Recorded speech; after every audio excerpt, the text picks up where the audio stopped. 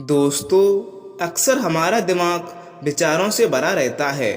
हम लोगों के बारे में, अपने बारे में, अपने काम के बारे में और अपने परिवार के बारे में वो सब सोचते रहते हैं जो हमारे दिमाग में भरा रहता है। वह कभी भी साफ नहीं होता है और इसलिए हमें वह सब बार बार याद आता है और हम दुखी और चिंतित रहते हैं। लेकिन इस कहानी से आप अपने मन को अच्छी तरह से साफ कर पाएंगे। आप अपने मन की धुलाई खुद कर सकते हैं। बस इस कहानी को अंत तक जरूर सुने। तो चलिए दोस्तों, कहानी की शुरुआत करते हैं। एक बार एक गुरु और शिष्य एक सुनसान जंगल से गुजर रहे थे। तभी शिष्य अपने गुरु से एक सवाल करता है, गुरुजी, ऐसा क्या होता है कुछ लोगों के पास कुछ भी नहीं होता है लेकिन फिर भी वो हमेशा सुखी रहते हैं, आनंद में रहते हैं, और कुछ लोगों के पास सब कुछ होते हुए भी उदासी उनके चेहरे से साफ साफ दिखाई देती रहती है। गुरु ने एक मुरझाए हुए फूल की तरफ इशारा करते हुए कहा, अपने शिष्य से कहा कि ये सोचने की बात है और समझने की बात है। अगर ये फूल ये सोचेगा कि मैं कल मुरझा गया था, या फिर ये सोचेगा कि मैं भविष्य में फिर से मुरझा जाऊंगा, तो ये कभी भी खुलकर पूरे तरीके से खिल नहीं पाएगा। अपने सुंदर स्वरूप में यह कभी भी नहीं आ पाएगा और अपनी खुशबू से इस प्रकृति में बिखेर नहीं पाएगा। उसी प्रकार इंसान अपने अतीत की यादों में खोया रहता है या फिर अपनी भविष्य की कल्पनाएं करते रहता है। भविष्य के दुखों के बारे में सोचता रहता है या भूतकाल में जो उसके साथ बुरा घटित हुआ है उसके बारे में सोचकर वो अपने भविष्य के लिए चिंतित होता रहता है। तो ऐसा मनुष्य जीवन में कभी भी सुख का अनुभव नहीं कर सकता है। यह समझने की बात होती है कि जीवन हमेशा वर्तमान में होता है। अतीत और भविष्य की कल्पना हमेशा मनुष्य को मृत्यु की ओर ले जाती हैं। इसलिए यह जरूरी हो जाता है कि जिस प्रकार हम अपने शरीर की देखभाल करते हैं, उसे बीमारियों से दूर रखने के लिए उसकी अंदर से गंदगी भी साफ करते रहते हैं, उसी प्रकार समय समय पर हमें अपने मन और मस्तिष्क की गंदगी साफ करते रहना चाहिए, उसकी धुलाई करते रहना चाहिए। इससे आपकी बुद्धि की क्षमता तो तेज होगी ही, साथ ही साथ आप हमेशा आनंद में रहने का रस जान पाओगे।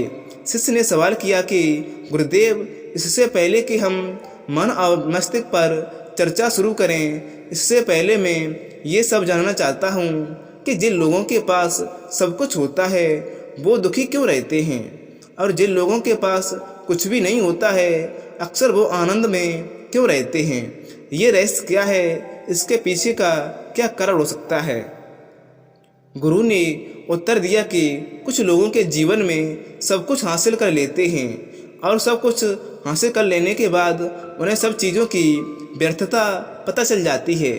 ऐसे लोगों को अक्सर ये एहसास जकड़ लेता है कि मैंने जीवन में जो कुछ भी पाया है, जो कुछ भी हासिल किया है, उससे भूले ही मैंने कुछ सुख सुविधाएं हासिल कर ली हैं। लेकिन मन की शांति अभी भी बहुत दूर है, अधूरी है, उस तक मैं पहुंच ही नहीं पाया।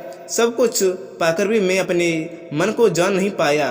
और जब इंसान को ऐसा लगता है तो उसे महसूस होता है कि जो भी उसने कमाया है वो कौड़ियों के भाव का था। उसने अपना जीवन बेकार की चीज़ों में यूं ही व्यर्थ कर दिया।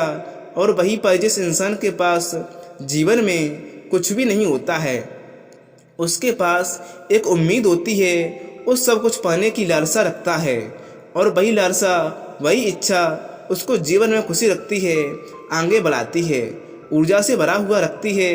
गुरु ने अपने हाथ से एक सूखे पेड़ की तरफ इशारा करते हुए कहा कि शिष्य, कभी तो यह पेड़ भी हरा भरा रहा होगा, फूलों से लदा हुआ रहा होगा। अनेक प्रकार के पक्षी और जानवर इस पर कीड़ियाँ करते हुए इसके फूलों को खाते होंगे। उस पर पेड़ को कभी यह पता नहीं होगा कि एक दिन तुम सूख जाओगे और तुम्हारी हालत इतनी बदतर हो जाएगी कि तुम किसी को छांव तक नहीं दे पाओगे, तुम्हारे ऊपर पत्ते तक नहीं रह पाएंगे। फल तो दूर की बात रही, उसी प्रकार मनुष्य अपने जीवन की दौड़ में यह भूल जाता है कि जिस दौड़ में वह सबसे आगे निकलने की कोशिश कर रहा है उसका अंतिम चरण तो मृत्यु ही है।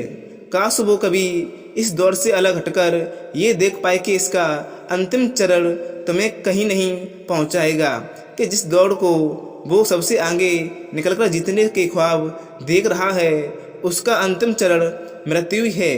काश वो कभी जीवन की दौड़ में ठहरकर ये देख पाए कि उसका अंतिम चरण क्या होगा, तो वो उन कर्मों को तेज अंदाजिल दे सकता है जो व्यर्थ है, जो बेकार है, और ऐसे कार्यों की तरफ आगे बढ़ सकता है जो उसके जीवन में आनंद पैदा करते हों, जो उसके जीवन को एक नई दिशा देते हों।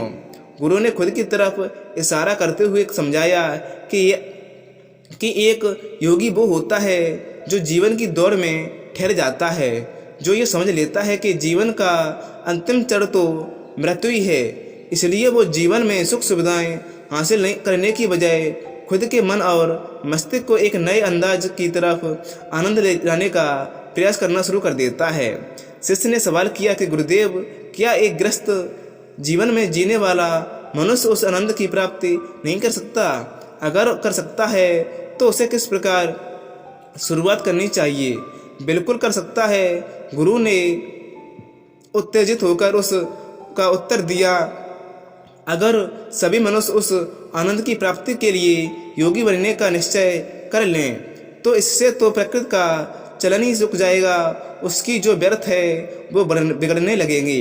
एक सच्चा योगी अपने जीवन में खोज करता है और खोज करने के बाद वो ग्रस्त जीवन में किस प्रकार आनंद को प्राप्त किया जा सकता है वो तरीके तभी को बताता है ताकि मनुष्य अपने ग्रस्त जीवन का पालन करते हुए उस आनंद की प्राप्ति कर सके। गुरु ने खुद को संबोधित करते हुए उत्तर दिया कि मैंने अपने जीवन में जो खोज की है उसके अनुसार मनुष्य को समय समय पर अपने मन की और मस्तिष्क की सफाई करते रहना चाहिए। मनुष्य अपने शरीर पर ध्यान तो देता है लेकिन अपने मन और मस्तिष्क को वो भूल जाता है, उस पर कभी ध्यान नहीं देता और उसी वजह से मन और मस्तिष्क बूढ़े होते चले जाते हैं। उनमें जवानी नहीं रह जाती और जब उनमें जवानी नहीं रह जाती तो उनमें नयापन और ताजगी नहीं रह जाती है, जिसकी वजह से एक इंसान उदासी से भर जीवन जीता है। मन और मस्तिष्क की गंदगी क्या होती है पहले मैं तुम्हें ये बताता हूँ। हर मनुष्य के जीवन में कुछ ऐसी घटनाएं होती हैं जिनका उसके मस्तिष्क पर बहुत ही गहरा असर पड़ता है। वो जीवन पर्यंत उन घटनाओं को भूल ही नहीं पाता और वही घटनाएं उसके मन में पूरी तरह से पक्की बैठ जाती हैं, जो उसके मन में गांठ पैदा कर देती हैं और भविष्य में जब भी वो कोई काम करेगा तो ये घटनाएं उसको प्रभावित करेंगी, उसके विचारों को, उसके निर्णय को पूरी तरह से बदल कर रख देंगी। ऐसे मनुष्य की दृष्टि भी भ्रमित हो जाती है, वो सत्य स्वरूप को नहीं देख पाता, वो चीज़ों को उन घटनाओं से जोड़कर भ्रमित तरीके से देखता है। उदाहरण के लिए अगर किसी बुरी आंखों वाले आदमी ने आपको धोखा दे दिया तो आप जीवन पर्यंत बुरी आंखों वाले आदमी को हमेशा धोखेबाज समझते रहोगे, उस पर कभी पूर्ण रूप से विश्वास नहीं कर पाओगे। लेकिन समझने की बात यह होती है कि जिस इंसान ने आपको धोखा दिया है वो धोखा आपको बुरी आंखों से नहीं मिला, वो उस इंसान के स्वभाव से मिला है।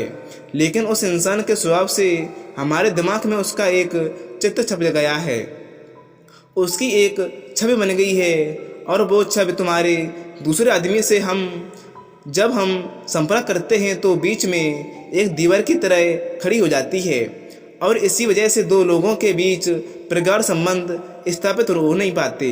जो मनुष्य के लिए सबसे ज़रूरी यह होता है कि वो अपने आप को अतीत की घटनाओं से फ्री रखे, उन घटनाओं से प्रभावित होकर वो दिमाग में किसी तरह की छब ना बनाए। कुछ लोग इस बात पर ये सवाल खड़ा कर सकते हैं कि फिर जीवन के अनुभव किस काम आएंगे, लेकिन समझने की बात ये होती है कि हम जीवन के अनुभवों से भी भ्रमित तरीके से ज्ञान लेते हैं, सही तरीके से उनसे सीख ले नहीं पाते।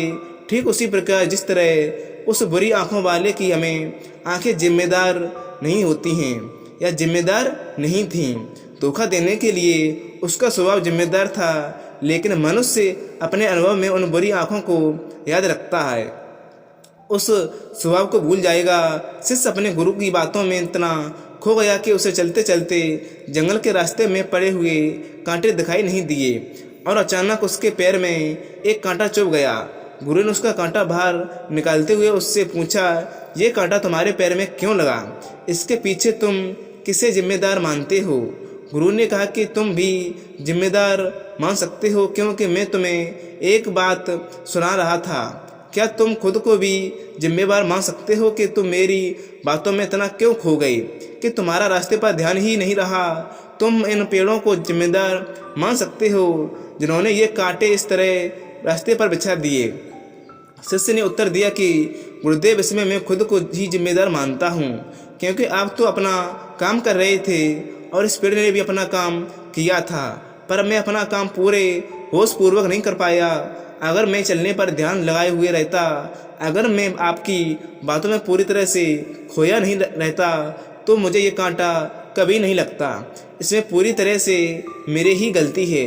गुरु ने अपने शिष्य की पीठ थपथपाते हुए आगे कहना शुरू किया कि जो घटनाएं हमारे मन को प्रभावित करती हैं, जरूरी हो जाता है कि उन घटनाओं को हम कभी भी तरह अपने मन से बाहर निकाल दें। उसके लिए सब सरल तरीके हैं कि अपनी भावनाओं को व्यक्त करना सीखो। उसे अपने दिल में, अपने मस्तिष्क में बिठाकर मत रखो। जब तुम किसी दूसरे मनुष्य के सामने अपनी भावनाओं को व्यक्त कर देते हो तो तुम्हारे मन का बोझ हल्का हो जाता है। कुछ लोगों का स्वभाव ऐसा होता है कि वो अपने मन की बात किसी को नहीं बताते। ऐसे लोग अक्सर अपने अंदर ही अंदर दुखी होते रहते हैं, लेकिन वो अपने मन की बात किसी दूसरे आदमी के सामने नहीं बताते। इसके उल्ट कुछ लोग ऐसे भी होते हैं जो अपने मन में किसी भी बात को रख नहीं पाते। उनके साथ कुछ भी अच्छा या बुरा होता है, वो अपने मन की बात, अपनी भावनाओं को दूसरों के सामने व्यक्त कर देते हैं। और तुमने खुद महसूस किया होगा कि जो लोग अपने मन की भावनाओं को व्यक्त कर देते हैं वो जीवन में ज़्यादा आनंदित नहीं रहते या ज़्यादा खुश मिजाज नहीं रहते। कभी भी प्राकृतिक रूप से आए हुए वेग को रोकना नहीं चाहिए। जिस वेग को हम रोकने की कोशिश करते हैं वो वेग हमें अंदर से ही खाने लग जाता है। अगर तुम्हारा मन किसी बुरी घटना पर रोकने का हो रहा है तो चीख चीख कर रो, अपने आप को रोको मत, उस वेग को पूरी तरह से बाहर आने दो। अगर किसी दूसरी घटना पर तुम्हारा मन खुश होने का, आनंदित होने का हो रहा है तो पूरी तरह से नाचो गाओ, जिससे कि तुम उस वेग को बाहर निकाल सको। और जब वो वेग अपनी पूरी गति के साथ बाहर आ जाता है तो पीछे छोड़ आता है एक खालीपन, एक अकेलापन, एक शांति, एक मौन। एक अनुभूत गुरु से अपने शिष्य को समझाते हुए बताया कि जिस प्रकार तेज रफ्तार से चलता हुआ पानी अपने वेग से आने वाली सभी बाधाओं को तोड़ देता है, उसी प्रकार हमारे अंदर भावनाओं का उठने वाला एक अगर बाहर ही नहीं निकल गया है तो अगर हमें बांध बनाने की कोशिश की है तो उस बांध को तोड़ देगा। और उस बांध को तोड़ने के बाद उसका कचरा हमारे मन के अंदर ही ठहर जाएगा, जो हमारे मन को दूषित कर देगा, उसको गंदगी से भर देगा। अक्सर मनुष्य अपने मन में किसी घटनाओं को दबाकर इसलिए रखता है कि वो सोचता है कि अगर सामने वाले को इस घटना के बारे में पता चले तो वो पता नहीं मेरे बारे में क्या सोचेगा। इसी विचार की वजह से वो अंदर ही अंदर खुद दुखी होता रहता है, लेकिन सामने वाले को भी कुछ भी नहीं बताता है। लेकिन एक बार अगर वो हिम्मत कर सकता है, शुरुआत कर सकता है, जो उसका पूरा जीवन परिवर्तित हो सकता है। एक बार अगर उसके दिमाग की आदत बन गई तो वो जीवन भर अपनी भावनाओं को दूसरों के सामने व्यक्त करने से हिचकिचाएगा नहीं। और अपने दिमाग की ये आदत हम 21 दिनों में पैदा कर सकते हैं। 21 दिनों तक अगर सही तरीके से हम अभ्यास करें तो हमारा दिमाग पूरी तरह से भावनाओं से मुक्त हो जाएगा। यह 21 दिनों का अभ्यास इस प्रकार है कि किस दिनों तक सबसे पहली बात जो याद रखनी है कि अपने मन में किसी भी बात को दबा कर नहीं रखना चाहिए। अगर हम किसी मनुष्य के बारे में अच्छा सोचते हैं तो हम उसे व्यक्त कह सकते हैं या हम उसे व्यक्त कर सकते हैं। अगर बुरा भी सोचते हैं तो भी उसे व्यक्त करें, परिणाम भूल जाएं कि परिणाम क्या होंगे। सिर्फ अपने दिमाग की धुलाई करने पर विश्वास रखें, इससे उसके अंदर एक अद्भुत साहस पैदा होगा। जब आप किसी मनुष्य के बारे में वह सब पता पाएंगे या जो आप उसके बारे में सोचते हैं, तो आप खुद सोचिए कि आपका खुद के ऊपर विश्वास कितना ज़्यादा बढ़ जाएगा। आपके मन के सारे डर खत्म हो जाएंगे। हो सकता है कि इसमें आपको चुनौतियों का सामना भी करना पड़े, लेकिन जहाँ पर चुनौतियाँ नहीं होती वो कुछ भी अभ्यास नहीं होता है। अभ्यास हमेशा चुनौतियों से भरा होना चाहिए। इससे आप सत्य वचन बोलने का अभ्यास भी कर पाएंगे। अक्सर हम दूसरों को प्रभावित करने के लिए वो सब बोलते हैं जो उन्हें अच्छा लगता है, लेकिन वो नहीं बोलते जो हम उनके बारे में सचमुच में सोचते हैं, और यही हमारी सबसे बड़ी भूल हो जाती है। इससे हमारा पूरा अस्तित्व झूठ बनकर रह जाता है। और अपनी भावनाओं को व्यक्त करते समय यह भी जरूरी ध्यान दें कि आपके अंदर जो भावनाएं उस इंसान के प्रति उठ रही हैं, उनके पीछे का मूल कारण क्या हो सकता है। उदाहरण के लिए, जब एक नौकर अपने मालिक के लिए कोई काम करता है और वो काम अच्छे से नहीं कर पाता, तो मालिक उसे डांट फटकारता है, जिससे उसके अंदर उसके प्रति क्रोध की भावना ये उठती है। लेकिन समझने की बात यह होती है कि मालिक तो आपको कहेगा ही, वो तो डांटेगा ही अगर आप काम अच्छे से नहीं कर पाएंगे। तो अगर आप अच्छे से कर रहे हैं उस काम को और फिर भी आपका मालिक आपके साथ अच्छा व्यवहार नहीं कर रहा है, तो आप खुद खुलकर अपने मालिक को अपनी भावनाएं व्यक्त कर सकते हैं, बिना ये सोचे कि इसका कारण या इसका परिणाम क्या होगा। अगर आप इस भावना को उठाएंगे तो आप अपनी नज़रों में खुद ही नीचे गिरने लग जाओगे। आपका आत्मविश्वास बिल्कुल ख़त्म हो जाएगा। दूसरा अभ्यास जो तुम्हें 21 दिनों तक करना चाहिए वो ये है कि जो भी घटनाएं तुम्हारे साथ घटित होती हैं, कम से कम जीवन में एक इंसान ऐसा होना चाहिए जिसके सामने तुम अपने दिल की बात रख सको। चाहे अच्छी बात हो या बुरी बात हो, वो सब बातें तुम बिना कुछ सोचे विचारे, बिना इस डर से कि वो इंसान तुम्हारे बारे में क्या सोचेगा, तुम उस इंसान को अपनी बुरी सारी बातें बता सकते हो। और वो इंसान तुम्हारी सारी बातें सुनने के बाद तुम्हारे लिए कोई इच्छा पैदा न करे। ऐसे इंसान अपने जीवन में खोजो और उनके सामने अपनी सारी भावनाएं व्यक्त कर सकते हो। दिन में जो कुछ भी घटित होता है, अच्छा लगता है, बुरा लगता है, किसी के प्रति आकर्षित होता है, उसको एक दोस्त की तरह बताने का प्रयास करो।